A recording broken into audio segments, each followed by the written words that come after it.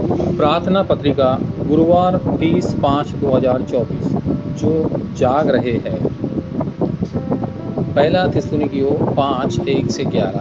वह हमारे लिए मरा ताकि चाहे हम जागे या सोए हम उसके साथ मिलकर जी सकें। इसलिए एक दूसरे को प्रोत्साहित करें और एक दूसरे का निर्माण करें, जैसा कि वास्तव में आप कर रहे हैं। कुछ ऐसा है जिसे आपको पहले जानना चाहिए। केवल बाइबल ही वास्तविक समस्याओं और उत्तरों को दर्ज करती है। ये ईडन गार्डन, नेफिलिम और बाबिल के टावर की घटनाएं हैं। अभी भी शैतान व्यक्तियों, परिवार और व्यवसाय को नष्ट कर रहा है। बाइबल आध्यात्मिक युद्धों से संबंधित है जो उत्पत्ति 3 से लेकर प्रकाशित वाक्य 20 तक शुरू हुए हैं। इसलिए परमेश्वर ने आपको एक पहरेदार के रूप में नियुक्त किया है जो आध्यात्मिक युद्ध में विजयी होगा।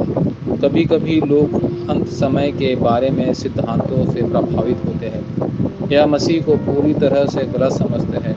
आपको ऐसे विचारों में धोखा नहीं खाना चाहिए। इसके बजाय आपको हमेशा सतर्क रहना चाहिए। इसके अलावा आपको यह जानना चाहिए कि एक व्यक्तिगत अंत, एक युग का अंत और पृथ्वी का अंत मौजूद है। इस कारण से यीशु ने आध्यात्मिक युद्ध के बीच में रहने वाले पहरेदार से कहा कि वह एक ऐसा बाजरे बनाए जो भाग्य और नियति को बदल देगा। उन्होंने दुनिया और क्षेत्र और जीवन के मार्गदर्शक संगठनों को बदलने के लिए 7 यात्रा की प्रकट की। आप जो जिन्हें जानते हैं इस युग के पहरेदार हैं। पहला, पहरेदार की छड़ी। परमेश्वर द्वारा दिए गए ऐतिहासिक समस्याओं के माध्यम से पहरेदार को पहरेदार की छड़ी की धारों को पकड़ना चाहिए। परमेश्वर ने यशायाह से कहा कि वह दिन रात दीवारों पर पहरेदार के तैनात करे ताकि प्रभु आराम न करे। यशायाह 62:6-12। उसने एजेकिएल से कहा, मैंने तुझे एक पहरेदार नियुक्त किया है, जाकर उनसे वह वचन कह जो मैं कहता हूँ। एजेकिएल 3:17-20। दूसरा, पहरेदार की ताकत। पहरेदार की ताकत जो सिंहासन की शक्ति से लैस है।